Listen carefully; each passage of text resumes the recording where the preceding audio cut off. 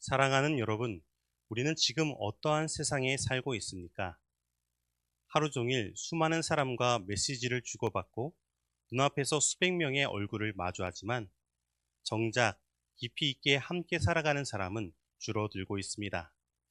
함께 한다는 것이 얼마나 복잡하고 고통스러운 일인지 말입니다.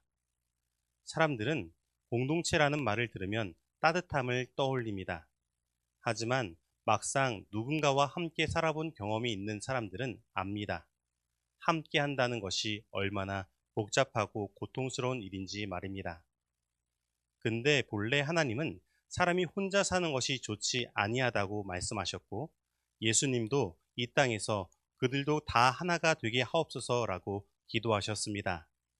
즉, 우리가 함께 공동체적 삶을 사는 것은 우리가 추구해야 할 본래 하나님의 뜻인 것입니다. 그렇다면 우리가 참된 쉼을 느낄 수 있는 공동체는 어떻게 만들어질 수 있을까요? 오늘은 생명의 탄생에서 그 답을 찾아보고자 합니다. 우리의 몸의 시작은 수정란입니다. 아버지의 정자와 어머니의 난자가 만나 하나가 된 후 그 세포는 쉼 없이 분열하기 시작합니다. 그리고 우리는 그것을 나날이라고 부릅니다. 그런데 이 세포들이 일정 수가 되었을 때 이 세포들이 갑자기 멈춰서 하나같이 벽으로 붙습니다. 바로 착상이 되는 것입니다. 그리고 착상이 된 후 안쪽에 작은 공간을 형성합니다. 그런데 이것은 단순한 생리적 변화가 아닙니다. 그 공간이 생기지 않으면 생명은 다음 단계로 나아갈 수 없습니다. 즉, 살아있는 생명은 반드시 공간이 필요한 것입니다. 그런데 이것은 우리의 공동체도 마찬가지입니다. 뜻이 같고 이상이 있어도 함께 머물 공간이 없다면 아무 일도 시작되지 않습니다. 하지만 그 공간은 어떤 건물이 아닙니다. 이것은 자신의 시간을 비우고 마음을 비울 때 비로소 우리의 삶의 자리가 형성되는 것을 말하는 것입니다. 그러면 우리는 비로소 우리가 함께하는 공동체, 곧 교회가 무엇인지 경험적으로 알게 되는 것입니다. 그리고 공간을 만든 세포들은 그 안에 모여 하나의 집단을 형성합니다. 그 세포들은 서로 같은 상태, 같은 에너지, 같은 집중력으로 응집되는 것입니다. 그런데 그러면서 더 놀라운 일이 벌어집니다. 세포가 서로의 막을 허물고 서로가 하나의 세포로 결합되는 것입니다. 우리는 이것을 다핵 영양세포라고 부릅니다. 정말로 각자가 자기 주장을 내려놓고 하나의 거대한 세포가 되면서 엄청난 영양을 흡수할 수 있는 능력을 가지게 되는 것입니다. 사랑하는 여러분, 이처럼 우리의 공동체가 힘을 가지려면 혼자 할 수 없다는 절박함 속에서 서로의 경계를 허물고 하나가 되어야 합니다. 누가 우두머리가 되는 것이 아니라 시스템과 하나님의 말씀이 중심이 되고 각자가 자신의 책임과 역할을 다하고 헌신을 다할 때 질서가 세워질 때 우리의 공동체, 곧 교회는 생명력이 있게 되는 것입니다. 마치 다핵 영양세포가 갑자기 두 층으로 나뉘어 위층은 몸을 만드는 세포로 아래층은 몸을 위해 영양을 공급하는 세포가 되고 비로소 점점 온전한 사람을 형성하게 되는 것처럼 건강한 공동체는 각자의 역할을 분명히 하되 서로를 존중하는 구조를 가져야 하는 것입니다. 그래야 우리는 온전한 공동체로 자라갈 수 있습니다. 그리고 밤이 되면 뇌 속의 손과 샘은 빛이 사라졌다는 신호를 받아 면역 체계를 작동시킵니다. 그때 몸 전체가 쉬고 있을 때 면역세포는 깨어납니다. 몸 구석구석을 다니며 상처받은 세포를 치료하고 피로 물질을 에너지로 바꾸며 손상된 DNA를 회복시킵니다. 그런데 여러분, 공동체에도 이와 같은 면역 시스템이 있어야 합니다. 모두가 바쁘고 쉼을 누릴 때 누군가는 아픕니다. 누군가는 지칩니다. 그리고 누군가는 무너집니다.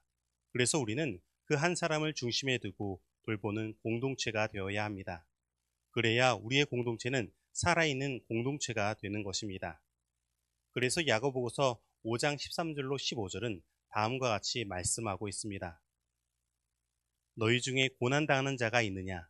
그는 기도할 것이요. 즐거워하는 자가 있느냐? 그는 찬송할지니라. 너희 중에 병든 자가 있느냐? 그는 교회의 장로들을 청할 것이요 그들은 주의 이름으로 기름을 바르며 그를 위하여 기도할지니라. 믿음의 기도는 병든 자를 구원하리니 주께서 그를 일으키시리라. 혹시 죄를 범하였을지라도 사하심을 받으리라. 그리고 이것은 우리 예수님께서 보이신 모본이기도 합니다. 예수님은 언제나 상한 자, 병든 자, 외로운 자를 향해 가셨습니다. 그리고 이러한 예수님의 일들은 주님의 나라를 확장시키는 일로 나타났습니다. 그리고 바로 이것이 우리가 추구하는 교회 공동체의 모습인 것입니다. 그러므로 비로소 내가 살아있다는 생명력을 느끼고 싶으신 분들은 우리와 함께할 시간을 만들어 보십시오. 그리고 나를 내려놓고 연합하고 하나님의 말씀에 집중해 보십시오. 그리고 서로 다름을 인정하고 각자의 은사에 따라 하나님께서 맡겨주시는 일들을 해보십시오. 그리고 이 공동체 안에서 지치고 아프고 상처를 입은 모든 것들을 서로 기도하고 봉사하며 예수 그리스도의 능력으로 치유받으십시오. 그러면 우리는 비로소 이 참된 공동체, 곧 이 교회에서 참된 행복이 무엇인지 경험하게 될 것이고 우리는 더욱 성장해 갈 것입니다.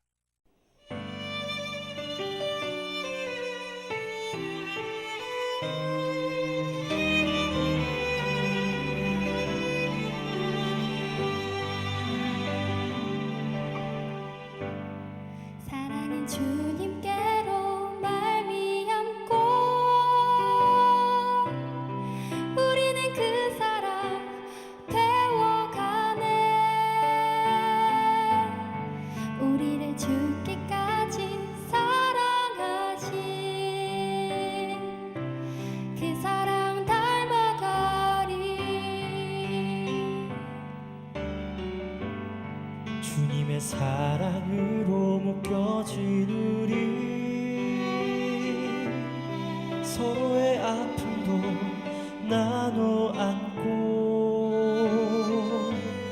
주님이 보이신 그 사랑의 길 함께 걸어가리. 사랑이 없는 모든 곳 울리는 꽹과리 같으나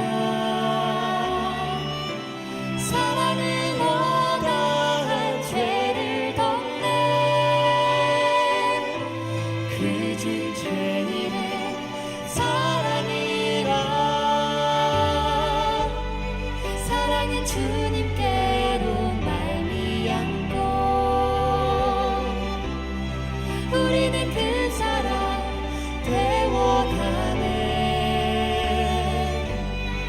우리를 죽기까지 사랑하신 그 사랑 닮아가리.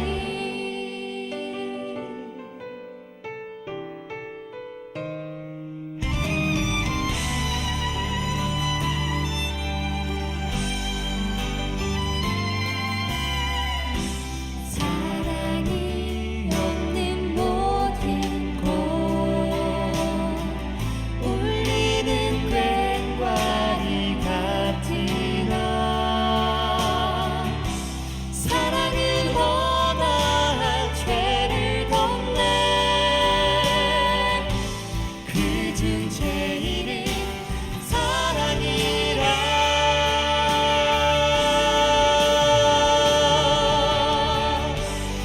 사랑은 주님께로 말미암고 우리는 그 사랑 배워가네. 우리를 죽기까지 사랑하신 그 사랑 닮아가리. 사랑은 주님께로 말미암고 우리는 그 사랑 배워가네. 우리를 죽기까지 사랑하신 그 사랑 닮아가리.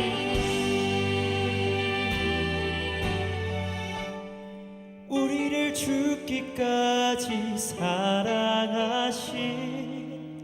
주님의 사랑 닮아가리. 사랑은 주께 속한 것.